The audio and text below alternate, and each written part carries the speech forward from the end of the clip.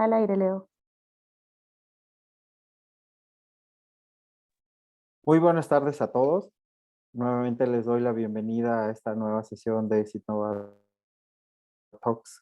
Esta sesión que tiene la finalidad de compartir el conocimiento en todo el estado de Hidalgo y así también pues, a nivel nacional. Bienvenidos todos a esta nueva sesión. Nos honra mucho presentar y que nos acompañe el doctor Juan Pablo Zorrilla Salgador. Es un brillante mexicano que está actualmente en Uruguay y a través de la tecnología nos permite charlar con él y que comparta su experiencia, sus conocimientos con todos ustedes, para lo cual agradezco que hayan destinado el tiempo y espacio para poder escucharnos, vernos, compartir la información de parte de Juan Pablo. Voy a hacer una breve reseña de él.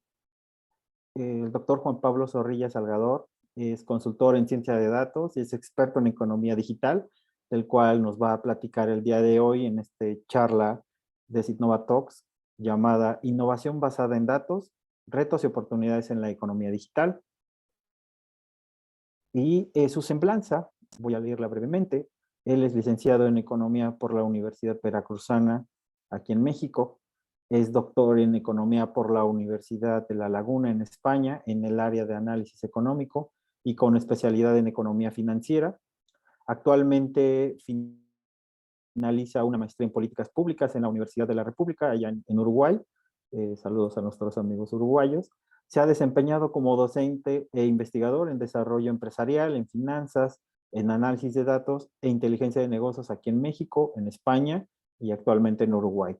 También es evaluador y gestor de proyectos en cooperación internacional, ahora que está de moda la diplomacia científica, para el desarrollo en investigación y desarrollo de tecnología, gestión de innovación. Asimismo, es fundador y también es expresidente del capítulo Uruguay de la Red Global MX, pero actualmente es el coordinador regional de la Red para América Latina y el Caribe. Entonces, es un placer, doctor Juan Pablo, bienvenido. Estamos aquí para escucharte. Qué bueno que nos acompañas el día de hoy. Muchas gracias, Víctor, por la presentación. Primero que nada, me gustaría agradecer a todos los organizadores de Citnova Talks por esta invitación, por hacer esto posible. Es un verdadero placer estar aquí con ustedes y, bueno, dar una charla no solamente a la gente del estado de Hidalgo, sino también a la gente de México. Y hoy con las tecnologías digitales, pues llegamos a más rincones del planeta, ¿no? También me da mucho gusto una bienvenida a todos los participantes. Veo que hay gente, bueno, con muy buenos perfiles que van comentando ahí. Eso me gusta. Su nombre, de dónde son, qué organización son, ¿no? Porque así vamos al final generando redes y vamos identificando personas y actores relevantes, ¿no? Bien, voy a compartir pantalla para empezar con la presentación del día de hoy. Disculpen si la tengo en PDF, pero es que me gusta más el formato, me permite más manejar. ¿Sí, Víctor? Es correcto. Básicamente te ponemos la atención y te vemos sin problemas. Vemos tu presentación y los micrófonos y la imagen son tuyas. Nos vemos. Un último aviso a todos los participantes. Si tienen alguna duda, conforme el doctor Juan Pablo nos está charlando con nosotros, les pido que las dudas o comentarios las anoten en el chat que está aquí abajo y ahí al final de la sesión nosotros podremos leerlas para que el doctor Juan Pablo las pueda contestar y de esta manera hacerlo dinámico. Muchas gracias y estamos en contacto al final. Bien. Pues como muy bien comentaba Víctor, hoy les vengo a hablar o como decimos en México, a platicar de manera descontracturada un poco sobre la innovación, lo que se conoce hoy en día como innovación basada en datos, cuáles serían los retos que actualmente hay y qué oportunidades hay en esta nueva economía digital. Precisamente, más que nada, es un enfoque para emprendedores, empresarios y también, ¿por qué no?, gente que está estudiando y que, bueno, que le interesa este tema de la economía digital o la ciencia de datos, el análisis de datos o los roles que tienen que ver con los datos, porque son bastantes. Entonces, bueno, arrancamos y, bueno, siempre digo en mis charlas, estando muy demandado, por suerte. Y entonces, siempre les digo a la gente, le digo que el tema de la pandemia, quieran ver o no, ha sido un disruptor. Y entonces, bueno, puede verse como un disruptor negativo, pero me gusta más verlo como un disruptor positivo. ¿Por qué? Porque tenemos cómo venía la sociedad del conocimiento, la sociedad de la información evolucionando. Entonces, bueno, venía con una pendiente positiva, pero a un ritmo, se podría decir como que acelerado, pero no tan acelerado, no sé. Entonces venía, digamos que a buen ritmo y cada innovación como que daba un reapunte y luego siempre también como se crea una meseta, ¿no? Entonces, pues el tema del COVID fue como ese gran pico en caída, pero también un repunte en forma de impacto, no de la economía global, pero sí de la transformación digital. ¿Por qué? Porque, bueno, simplemente el hecho de que aparece, o sea, se declara la emergencia sanitaria por COVID, se empiezan los temas de cuarentena o de limitación de movimiento, y entonces la gente se tiene que resguardar en su casa, los que pueden. También estaba el tema económico de que pues, no todo el mundo podía, ¿no? Y entonces, claro, al estar la gente en casa, algo tiene que hacer. Entonces empiezas a demandar productos y servicios y entonces, claro, las empresas tienen que buscar maneras, no solamente las empresas, sino hablo también yo de organizaciones, porque son tanto el sector privado como el sector público que tienen que proveerle productos y servicios a las familias y a la ciudadanía. Entonces, bueno, tenemos cómo venía la transformación digital antes del COVID, cómo por esta disrupción de la emergencia sanitaria 2020, cómo cambia todo y cómo la economía da ese gran salto a la transformación digital. No es porque haya sido una causa natural, sino fue una necesidad, ¿no? Entonces, bueno, pasamos, por ejemplo, del lado de las interacciones digitales de las empresas con los clientes, o sea, es decir, los clientes ahora interaccionaban con las empresas de manera digital, sería un salto de 3 años de transformación digital.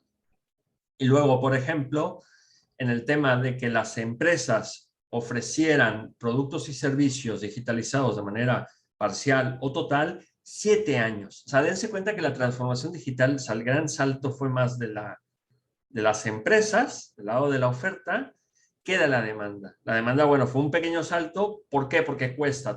Ahí tiene que ver muchos otros factores que hacen que la transformación digital se adopte, el tema de economía, de cultura, de acceso al Internet, acceso a la tecnología. Entonces, bueno, son distintos factores.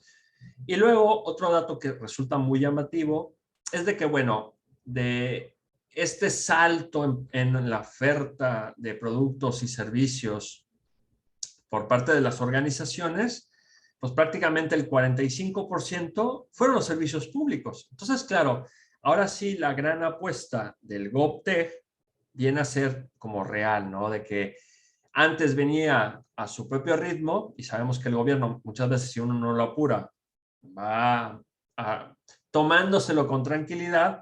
Claro, aquí se vieron obligados, ellos tenían que seguir proveyendo a la ciudadanía de productos y servicios públicos, no puedes dejárselos a la gente sin esto, entonces claro, tenían que modernizarse. Entonces fue muy positivo en ese sentido. Hoy en día, por ejemplo, el Estado a nivel mundial, y es más, hasta el Fondo Monetario Internacional, el Banco Mundial, el Banco Interamericano de Desarrollo, otorgan créditos y fomentan el CAF también, que se desarrolle, se siga desarrollando el gobierno, el GovTech, ¿no?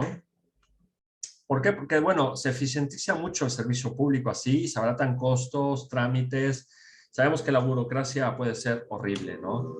Y entonces, bueno, luego vemos como el potencial que tienen los países o las economías en función de cuántas personas tienen acceso a Internet. Entonces, vemos nosotros el top 10 de países con el mayor número de usuarios de Internet hasta el primer cuatrimestre del 2020, este es como el top 10, el primer país, obviamente los dos primeros tienen que ver, son proporcionales a la cantidad de personas o habitantes que tienen esos países. Los dos más grandes del mundo son por mucho China y la India. De ahí le sigue Estados Unidos, que bueno, muestra su dominancia o su tamaño, su dimensión, como potencia o como país desarrollado y que, bueno, que en este país, pues, más del 90% de la población tiene acceso a Internet. Luego llama la atención que vemos las economías emergentes, como del sudeste asiático, como Indonesia o más abajo, Bangladesh. Luego, en quinta posición, tenemos a Brasil, primer país latinoamericano en aparecer en este top 10, la posición quinta, y que va muy en consonancia con sus niveles de competitividad y de aceleración digital y de desarrollo en comercio electrónico. Digamos que Brasil hoy en día de la región de América Latina es el puntero, sin lugar a dudas, en transformación digital y en economía digital. Nos está llevando la ventaja. Luego le sigue, por ejemplo, llama la atención Nigeria, un país africano, donde mucha gente hablamos de África y piensa pobreza y hambre. Y no es así. También en África hay economías que se están en vías de desarrollo, hay economías con fuertes mercados emergentes, cuentan con recursos y bueno, Nigeria es uno que está repuntando en la economía digital, ¿no? Luego tenemos Japón, que, por ejemplo, justo ayer me decían que tiene como 128 millones de habitantes, aquí aparecen 118 que tienen acceso a Internet, pero en realidad es el 95% de la población que tiene acceso a Internet. O sea, en adopción digital o en acceso a Internet están bien integrados. Entonces, bueno, ocupa la séptima posición. La octava, Rusia, con 116. La novena, Bangladesh, que les decía que acompaña a Indonesia, siendo en los Asia emergente. Y en la posición décima tenemos a México, que no está mal, a ver, que somos un montón de países en el mundo y estar en el top 10 está bien. Somos un país de 120 millones de habitantes, casi cercano, igual que Japón, pero ahí nota la diferencia del acceso a Internet que hay en Japón, el nivel de desarrollo y que le llega a la población con México. Aún así, la cifra no es tan mala, o sea, pero podría estar a lo mejor, pues mejor, ¿no? Pero ustedes piensen como empresarios o como emprendedores o gentes de cambio social que esos 88 millones de mexicanos son potenciales a productos y servicios digitales. O sea, ahí tenemos nuestra oferta. Porque obviamente dentro de los usuarios de Internet no creo que cuente ahí la niña Alicia de 8 años, ¿no? O sea, ahí cuando hablamos de usuarios de Internet entiendo yo que se deben de contabilizar la gente con contrato, la gente que dice, bueno, a lo mejor él tiene un móvil y es del padre, pero la línea es de esa persona, está registrada ese nombre, ¿no? Entonces tenemos un mercado bastante potencial, hay una diferencia importante con Brasil, pero ahí está nuestro mercado meta, por un lado de decirlo. Siempre que hablamos de indicadores, siempre hay que verlo desde distintas perspectivas. No se puede señalar o afirmar una cosa con un solo dato, sino hay que verlo como de big picture, ¿no? Entonces, bueno, otro dato importante es el ranking de competitividad digital del G20. Se publicó a finales del 2021. Y entonces lo hace la Comisión, el Centro Europeo de Competitividad Digital, justamente no aparecen datos de la Unión Europea. Y entonces llama la atención, por ejemplo, que China aquí mantiene el top, o sea, es el top en número de usuarios y en competitividad tiene un crecimiento de 211%. Ahorita vamos a explicar muy bien esto.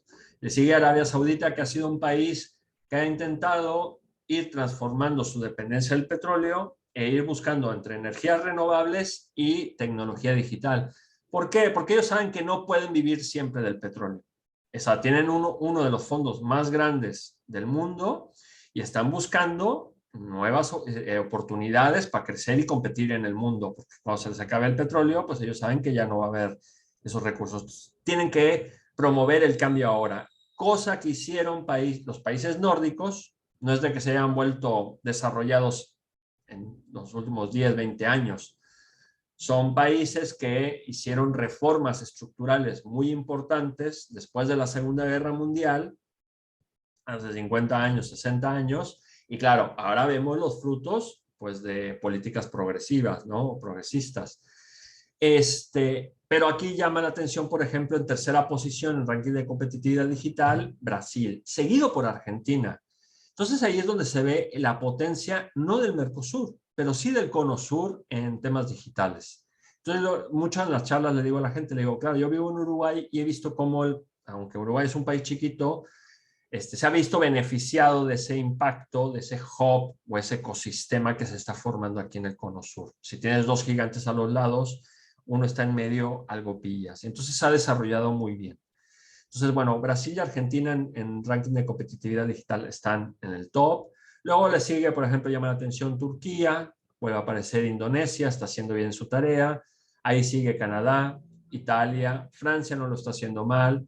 República de Corea sería como el escenario base, por eso se mantiene sin cambios, en cero. Es una cuestión por numérica que hay que establecer un nivel base para saber quiénes han crecido de más, quiénes han crecido de menos. Y luego, bueno, ¿quiénes han perdido competitividad? Que no quiere decir que la hayan perdido, sino de que, bueno, comparación de años anteriores, el nivel de competitividad digital que llevaban, pues con la pandemia se vieron afectados o no han crecido en relación a la base numérica, ¿no? Entonces, en este sentido, tenemos a Australia y tenemos luego seguido a México, que ha perdido 49 puntos, ¿no? No es tan grave, pero pues estaría mejor que estuviéramos ahí a la par con Brasil y con Argentina, digo yo. Luego le sigue Rusia y luego Estados Unidos. Estados Unidos, ¿por qué aparece aquí? Piensen que es un país, una economía tan desarrollada que siempre está como al punto digital. Entonces, claro, cualquier caída, por ejemplo, el gobierno de Trump, el tema de no vacunar a la gente, movilizaciones, todo eso, pues quieran ver todos esos desequilibrios, pues terminan afectando, repercutiendo en otras cosas, ¿no? También lo vemos, por ejemplo, Reino Unido, le pasó lo mismo también con su presidente, que al momento de tomar decisiones no hicieron lo correcto. Sudáfrica, Alemania, que a lo mejor un país muy puntero tecnológicamente o digitalmente, pero claro, fue de los países que cerró. Entonces, bueno, se nota esa caída en competitividad digital, como que, bueno, el cierre. Pasa lo mismo con Japón. Japón también la gente tiene una cultura muy cerrada o es muy, le cuesta el cambio. Entonces, bueno, temas digitales, esa transformación digital, esa adopción digital, ahí les cuesta. Llama la atención la India, ¿no? Bueno, que es un país en vías de desarrollo, pero que el tema pandemia pues le afectó negativamente bastante, ¿no? Yo creo que más que nada hay que ver los escenarios, no tanto los números negativos, sino los positivos, hacia dónde hay que ir. Entonces vemos que políticas de China, de emprendedurismo, de promoción digital van por buen camino.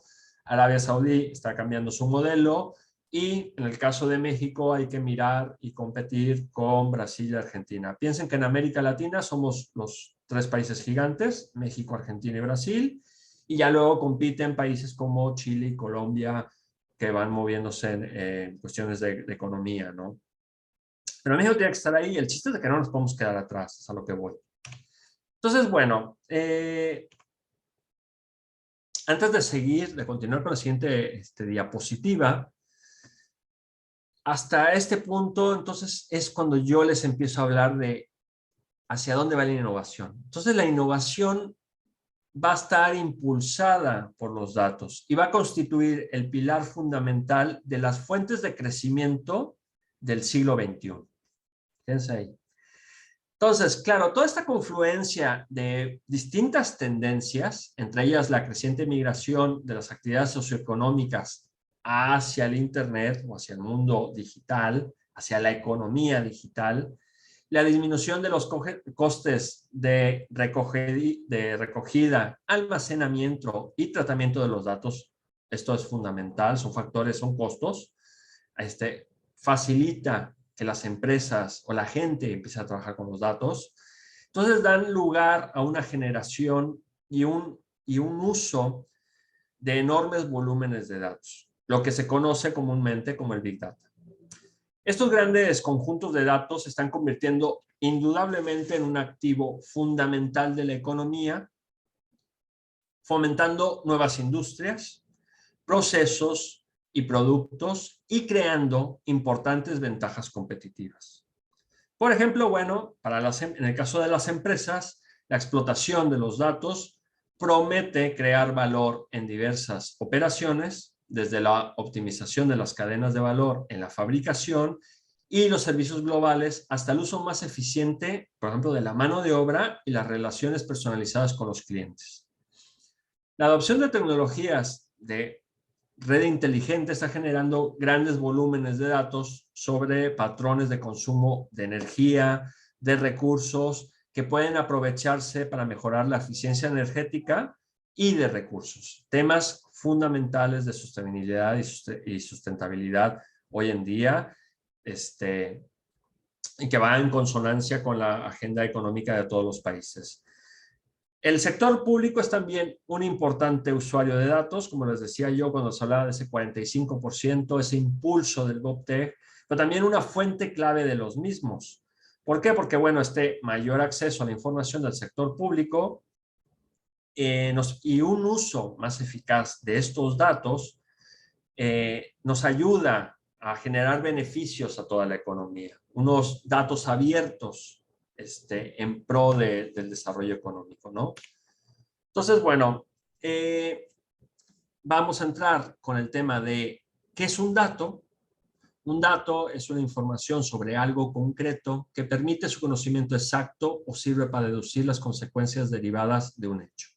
Dicho de otra forma, es información dispuesta de manera adecuada para su tratamiento por una computadora. Esto sería como la parte técnica de para qué sirve un dato, ¿no?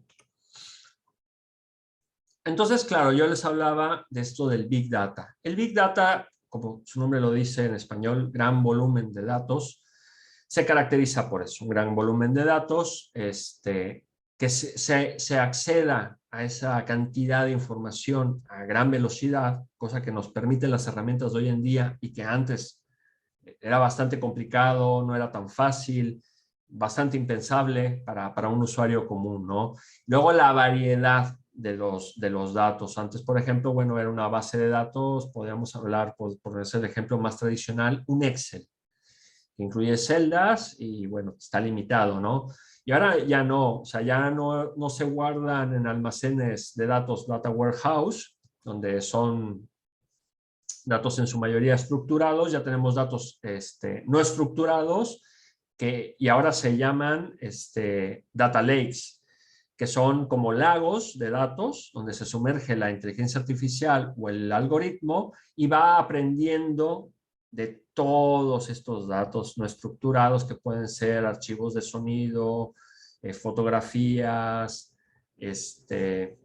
todo lo que se pueda convertir en dato va hacia el data lake sin formato aparente y que creamos ahora algoritmos para que procesen toda esa información y le den sentido, porque eso es lo importante, la interpretabilidad de los datos y la explicabilidad de la información. Hay otros autores que manejan otras veces para definir el Big Data como la variabilidad entre los datos, la veracidad, que es un factor determinante importante en los datos, o sea, que sean fiables, y el valor que podemos obtener de ellos. Porque no, pues es como todos, a lo mejor puedes tener miles de millones de datos, pero no todos te van a aportar valor, te pueden aportar hasta ruido, ¿no? Entonces, bueno, la siguiente imagen que estoy mostrando en pantalla es una infografía que nos muestra qué ocurre en un minuto en Internet en el 2021, ¿no? Y esto es para que la gente le dé a los empresarios, a los emprendedores, porque, claro, muchas veces tenemos empresas y no sabemos, o sea, nos dicen, hay que transformarnos digitalmente, pero no le vemos el por qué, ¿no? Entonces les hablo yo de números de usuarios, les digo, bueno, en México hay 88 millones de usuarios potenciales. Pero luego, si hablamos de los datos y cuánto consumimos, cuánto generamos, te das cuenta que es un universo enorme. Y entonces, claro, al ser enorme, propone también, no tiene límites, ¿no? O sea, es como flujo de oportunidades ilimitado, ¿no? O sea, el único límite que le digo a la gente es la creatividad. Entonces, por eso está muy vinculado con la innovación digital, pues se puede hacer muchísimo. Y ahora las herramientas que antes no eran accesibles, ahora son accesibles y lo mejor de todo, muchas de ellas son gratuitas. Entonces, escalable es impresionante, ¿no? Entonces, bueno, por ejemplo, los clientes de Amazon gastan $283,000 al minuto. 6 millones de personas compran en línea al minuto. Los usuarios de Instacart gastan $67,000 al minuto. Microsoft Teams conecta 100,000 usuarios al minuto. Siendo, por ejemplo, yo no lo uso, yo uso soy más de Zoom, pero hay muchas empresas que usan Microsoft Teams. Entonces, imagínense el volumen que estamos hablando de empresas y empleados que se mueven por esa aplicación.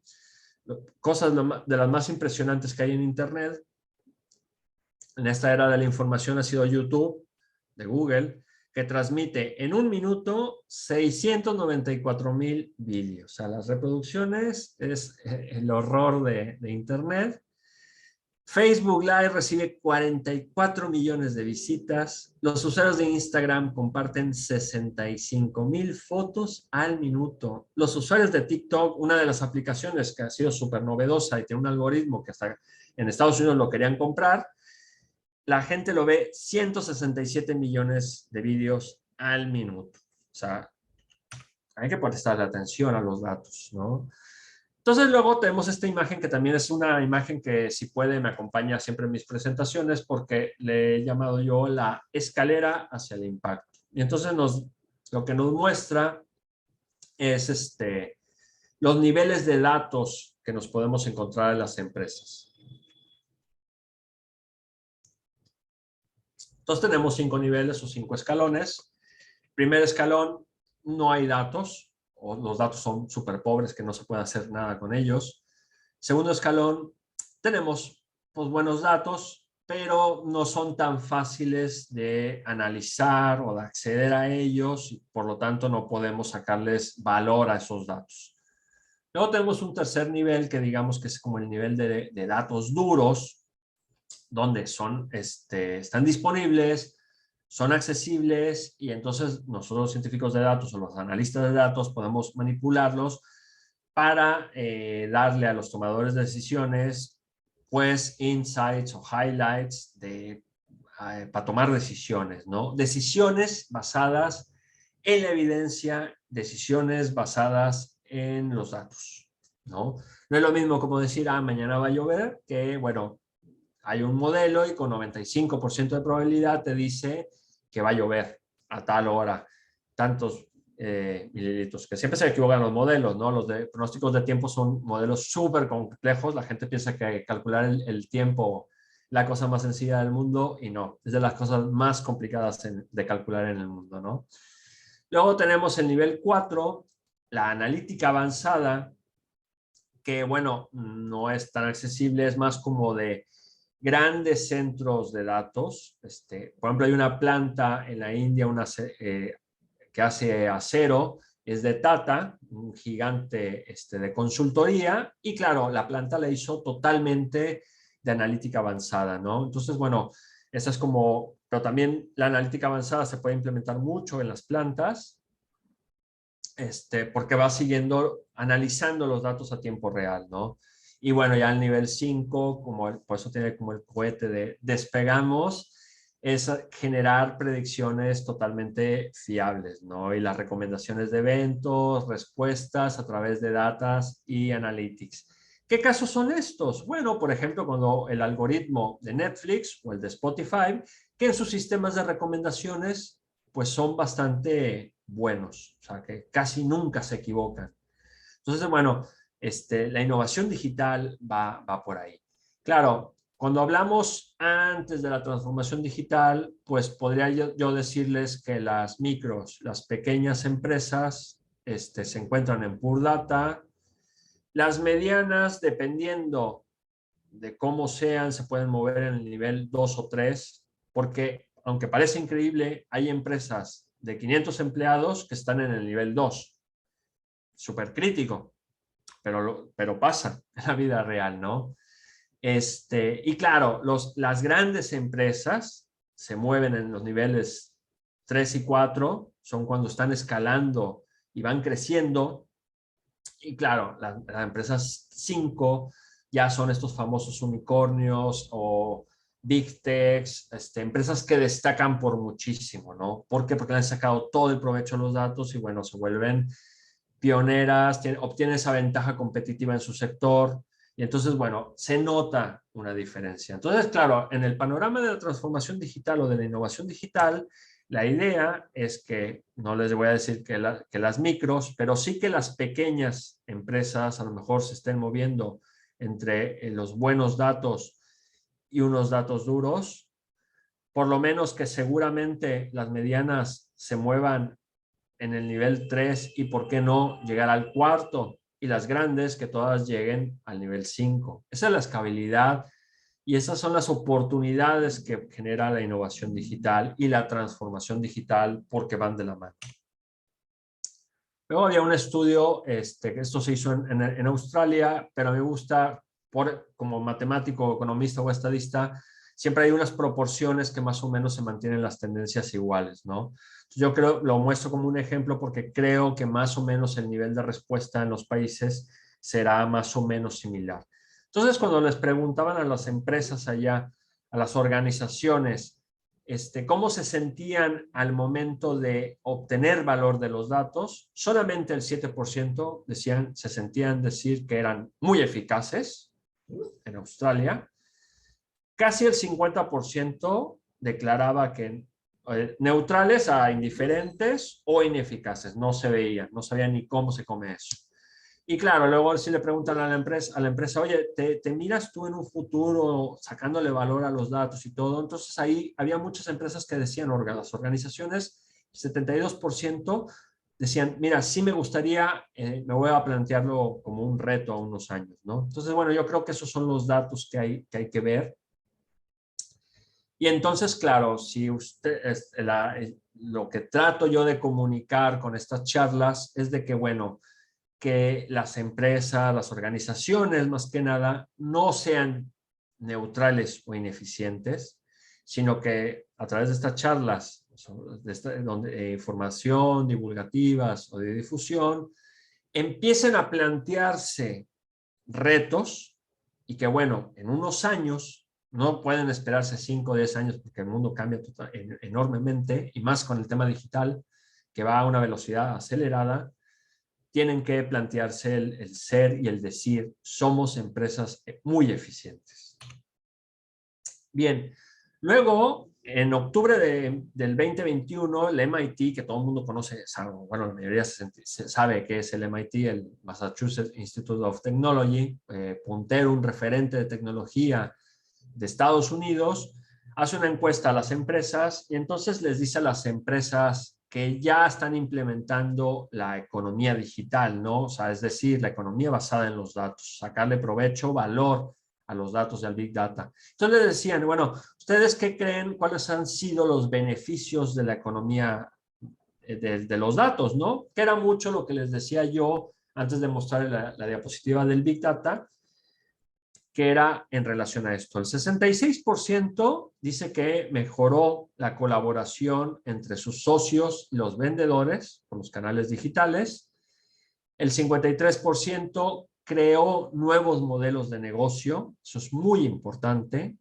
El 52% les ayudó a acelerar la innovación de la empresa. El 51% le mejoró la adquisición y la retención de los clientes. El 42% dice que le aumentó los rendimientos, los ingresos. Anécdota de la vida real, yo como consultor de transformación digital y de data science, me encuentro con mucha gente que tenía una empresa y no hacía nada tecnológico y empezaron a incursionar de manera muy pequeña en el comercio electrónico y que me digan, Pablo, de haberlo sabido antes, cuánto me iba, o sea, lo maravilloso que era, cuánto le aumentaban las ventas, cómo mejoraba todo, lo hubieran hecho antes. Digo, claro, le han perdido el miedo y ya por el tema de la pandemia se vieron obligados a hacer esa transformación digital, entonces ven los beneficios, entonces, bueno, ya se meten, ven que vale la pena, o sea, que no es un cuento de hadas, no es una fábula que les quieren vender las empresas de consultoría tecnológica, ¿no? Entonces, bueno, finalmente también hablamos mucho de innovación digital, ¿no? Pero, ¿qué es la innovación digital? Porque también no hay que crear como conceptos abstractos, hay que ser objetivo. Y entonces, bueno, ¿qué es una innovación digital? Una innovación digital va a ser cuando esa innovación incorpora tecnología digital y se crea valor de forma novedosa. Entonces ahí es donde está la parte de la innovación. La siguiente imagen tenemos lo que se le preguntaba a otros empresarios en el Foro Económico Mundial, también en el 2021, cómo habían hecho innovación digital las empresas. Entonces, bueno, estos son como el top 10 de en qué les mejoró a las empresas la innovación digital, concretamente qué. Y entonces, bueno, hubo empresas que dijeron que les mejoró, les fortaleció la privacidad y la seguridad de los datos, la optimización de recursos, eso está muy demandado hoy en día en el tema de data science. Luego, en el tema laboral, pues mejorar el trabajo y la seguridad. Luego, el tema de almacenamiento y guardado de datos, la accesibilidad, porque antes no, era como muy difícil tener una base de datos. Hoy con el cloud computing, pues ya es muchísimo más económico y accesible y no necesitas ser necesariamente un experto para poder consultar tus datos. Ya herramientas, por ejemplo, Microsoft Azure para las micro y pequeñas empresas, o los servicios de Google que también son muy accesibles, ¿no? ¿Y por qué no Amazon también? Lo están consumiendo mucho las empresas. Luego, empresas que les ha ayudado a mejorar la eficiencia energética de agua y de combustible, mejorar la calidad de los productos o la seguridad de los productos.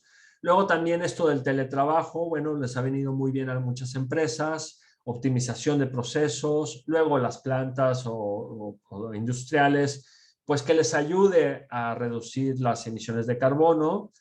Y bueno, también el tema de las cadenas de valor, pues el tema de la transparencia y la trazabilidad, porque eso suele aportar muchísimo valor. Hoy en día a los mercados les gusta mucho eso, de que si van a importar algún producto, por ejemplo, en el caso de Uruguay, la carne, saber de dónde salió, qué bicho es. Entonces, todo este tema de la trazabilidad y la transparencia es un tema muy de hoy en día. Me quedan 20 minutos, voy a ir rapidito antes de cerrar. La innovación digital obviamente tiene una relación, un impacto positivo con las empresas o los sectores que están más digitalizados, ¿no?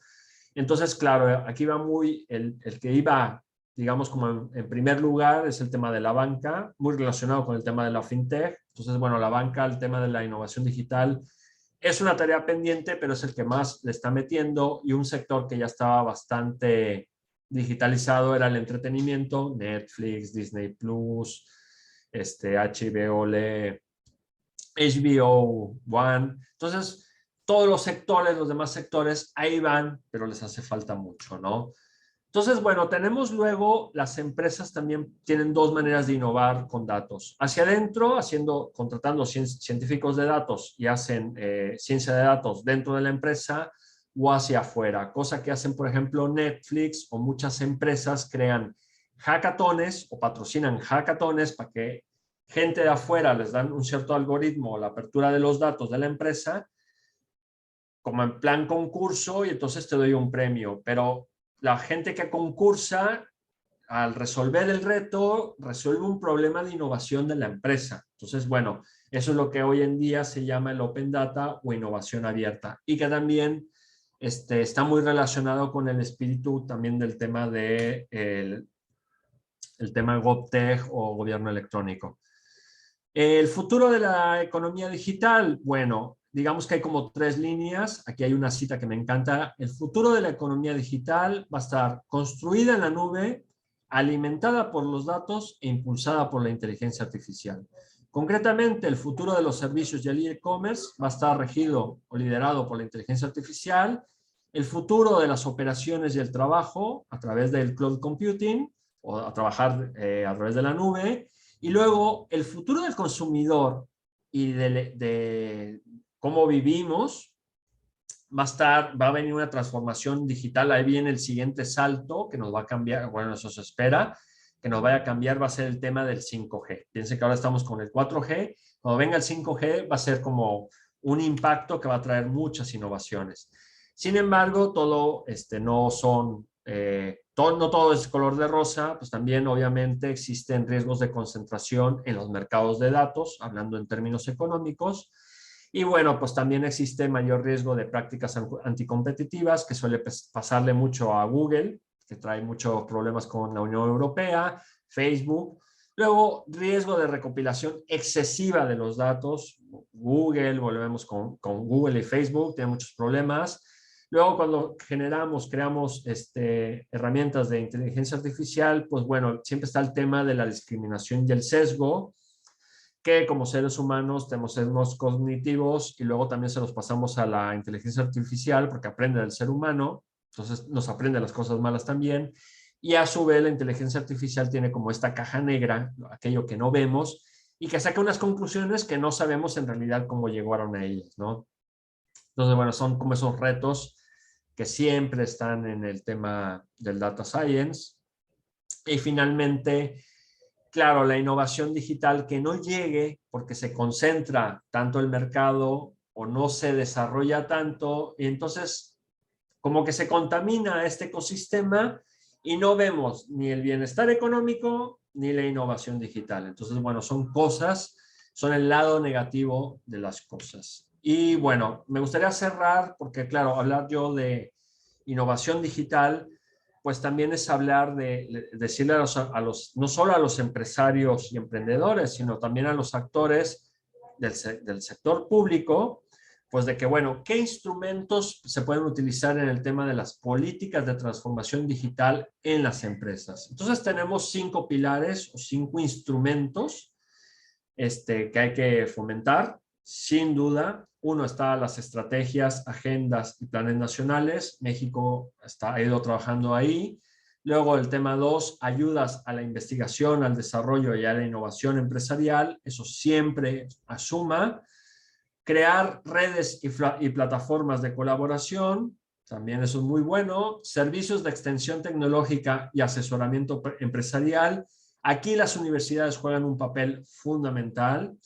Y finalmente, subvenciones concretas para proyectos de investigación pública.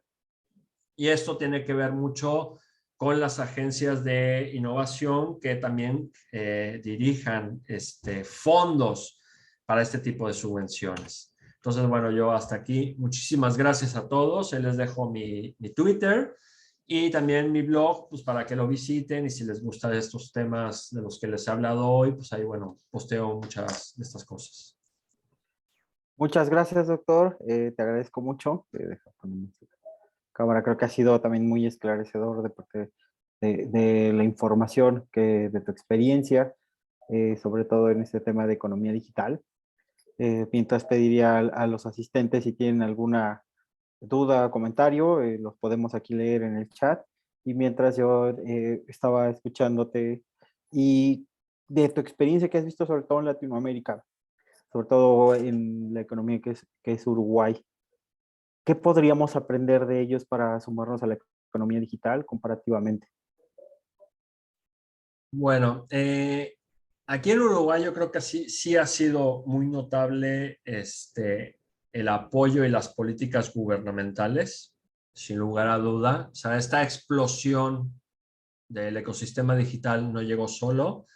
Aquí en Uruguay tienen, por ejemplo, el plan Ceibal, que era el de una computadora, una laptop por niño. Obviamente en México, más complicado, no es lo mismo un país de 3,5 millones de habitantes que un país de 120 millones de habitantes, pero es verdad que esta política permitió mucho el acceso a los menores a las computadoras. Entonces, bueno, en este sentido, para mí lo más extrapolable a México es de que en México se tienen que plantear que en el programa educativo, en la primaria, se tiene que enseñar a programar ya. Países como Finlandia y Canadá se han dado cuenta y desde el año pasado están cambiando sus modelos educativos. Entonces, bueno, por ahí va mucho, pero sí, en Uruguay, sin lugar a duda, ha sido el tema de las subvenciones, la educación, y se ha fomentado mucho esto. Entonces, por ejemplo, ahora, en temas de GovTech, el gobierno ha sido muy entusiasta y la gente, la población, ha respondido entusiastamente también a la transformación digital. Entonces, bueno, ha sido como un catalizador de que empieza el dinamizador por una parte, el motor, la turbina, y es un todo. O sea, lleva con sí todo y bueno, digo, bueno, después están las buenas prácticas de los países vecinos, ¿no? Perfecto, muchas gracias. Y mira, aquí también te felicitan por la presentación.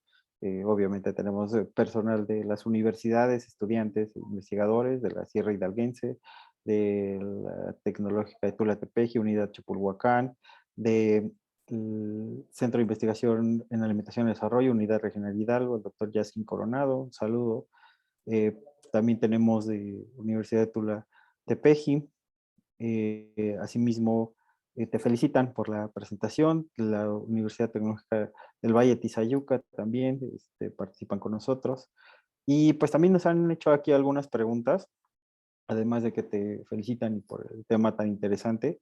Rubí Cortés Trejo pregunta, ¿qué tan preparados se encuentran los países latinoamericanos para su inmersión en la tecnología 5G? ¿Qué opinas? Claro, ahí no sabría decir, o sea, por ejemplo, sé que hay países que tienen pruebas y, por ejemplo, te podría decir que, porque estoy aquí en el Cono Sur y entonces aquí es donde más o menos me entero, Argentina, Brasil, Uruguay son países preparados y adaptados, ya están listos. México precisamente justamente está viendo, ya ha sacado como un mapeo de lo que sería el famoso territorio Telcel del 5G y no llega a toda la República. Sí cubre una gran parte, también México por su orografía y geografía, pues hay zonas que son muy difíciles de acceder, pero le va a costar más trabajo, también es más costoso, ¿no? Entonces creo que tiene mucho que ver la infraestructura y el gasto que se hace en infraestructura digital. Y entonces, claro, no es lo mismo un país pequeño como Uruguay, donde, vuelvo, reitero, es más fácil poner las antenas, el cableado, que países, por ejemplo, enormemente grandes como Brasil, Argentina o México, ¿no? Entonces yo creo que ahí juegan dos factores fundamentales, el tema de la geografía, el acceso y pues luego el tema de, ya qué infraestructura había anteriormente. Entonces, bueno, otras van a ser antenas y temas de cableado, pero creo que estaba mejor conectado Sudamérica que Centroamérica, aunque tiene cerca Estados Unidos, bueno, no tiene una conectividad tan buena. Por ejemplo, la de Uruguay es un poco mejor que la de México. O sea, eso sí te lo podría decir en temas de conectividad y también en precio. Muchas gracias, doctor Juan Pablo. Mira, hay 3 preguntas que están aquí escritas de Luis Alberto Ruiz Aguilar de la Universidad Tecnológica de Sierra Hidalguense. Dice, ¿México está preparado para la economía digital en cuanto al uso de datos? ¿Qué opinas respecto al aspecto normativo, leyes y normas que tenemos en México, si estamos preparados para sumarnos a esta economía digital? Por ejemplo, en esa parte yo creo que sí se está haciendo la tarea. No puedo decir que sea, no es una asignatura pendiente, porque sí se está haciendo. Sí se ha avanzado bastante. No ha sido el resultado lo esperado, porque he hablado con expertos que han participado en esas consultas. Me dicen, a ver, no era lo que esperábamos, pero está bien. Van en buen camino, pero todavía no está, queda mucho por hacer, ¿no? Entonces, comparado con el resto de América Latina, ahí sí México sí ha sido bastante pionero. O sea, por ejemplo, por ejemplo, la ley FinTech fue pionera en la región y luego el tema de normativas de inteligencia artificial y todo esto, va bastante avanzado, pero hay que seguir construyendo. Y entonces aquí, tanto las universidades, las empresas, las organizaciones sociales civiles tienen un papel como actores muy importante. Ahí se nos metió ¿No te aparece Radio de la Candelaria? ¿Radio de ella? Se nos metieron los micrófonos, como siempre a veces sucede, pero bueno, ¿algo más que quisieras agregar, doctor Juan Pablo, No, para no, esto? con Perfecto, eso. muchas gracias. Mira, también de Lucía Fuentes del Tecnológico de APAN te felicitan por la excelente charla, el Tecnológico de APAN. De Puebla te felicitan también, y creo que hemos llegado ya a otros estados desde Hidalgo, bueno, desde todo Uruguay y ahora hacia otros estados de la República. También de la Universidad Tecnológica de Tulancingo, Pachuca, y el doctor Yaskin Coronado menciona, dentro de tu experiencia para una micro o pequeña empresa, ¿cuál sería el mejor camino para la innovación? ¿Sería la creación de grupos de ciencia de datos o la promoción de Open Data? ¿Qué opinas? Bien, el tema de la transformación digital, lo bonito que tiene es que hay que ir escalando. Tienen que pensar en la escalabilidad del modelo de negocio o de la empresa, ¿no? Entonces hay que empezar con la transformación digital en el sentido de que, bueno, hay que empezar a digitalizar todo, crear una base de datos y empezar a crear conectores con otras aplicaciones digitales. Entonces, bueno, por un tema de escalabilidad, lo que yo más recomendaría siempre, las micros y pequeñas empresas, uno de los obstáculos que tienen es el tema de financiamiento. Y entonces, pues hoy en día lo que les digo yo, o sea, hay un montón de herramientas de acceso libre y gratuito que pueden empezar ustedes. Y entonces, conforme vayan, porque esto también es parte del negocio de las grandes empresas, te van a dar la parte inicial y en el momento en que tú empieces a escalar de tamaño o de dimensión, vas a empezar a demandar más productos y servicios y entonces ahí sí ya los vas a tener que contratar, pero van a ir en función de tu tamaño de negocio. Entonces, bueno, mi recomendación y sin hacer promoción, una de las más sencillas es el Google Analytics, que es gratuito. Puede uno activarlo en su computadora o en su cuenta es muy fácil. O sea, a lo mejor cualquier cosa, siempre hay tutoriales disponibles de Google, no, a lo mejor no todos en español, pero hoy en día existen traductores online que funcionan muy bien. Y entonces luego una herramienta de Business Intelligence es el Google Data Studio. Entonces, por ahí pueden empezar las empresas, conectarse con las herramientas más sencillas para un análisis de datos. Es decir, usar el Google Data Studio y el Google Data Analytics y empezar a analizar sus datos. Entonces, bueno, por ahí se empieza y obviamente uno de los roles que deberían de empezar a construir es el primero, o sea, está el ingeniero de datos para que les cree esas bases de datos. De ahí el analista de datos, que es la persona que haría esos análisis de datos o business intelligence, ya desde ahí va a empezar a ganar la empresa valor. Y ya cuando empieza a escalar, hablamos del científico de datos, ¿no? Pero todo lleva un proceso y entonces, claro, tienen que empezar a trabajar en ese proceso para empezar a construir.